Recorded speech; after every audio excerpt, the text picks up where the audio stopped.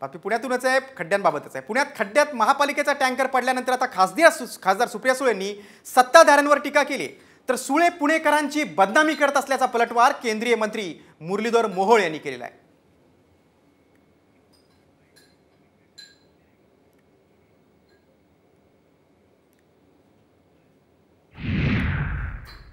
काय ट्रक गिळणं, रस्ता म्हणजे काय म्हणतात त्याला, रस्ता असा एकदम खचला आणि त्याच्यात पुरा ट्रक गिळणं, हे पण विरोधकांचा टॅलेंट आहे। वाह, म्हणजे आमच्या टॅलेंट की दाद दिली पाहिजे। मला आश्चर्य वाटतंय की केंद्राच्या मंत्र्यांनी असं स्टेटमेंट केलंय, धक्काधक्क आहे।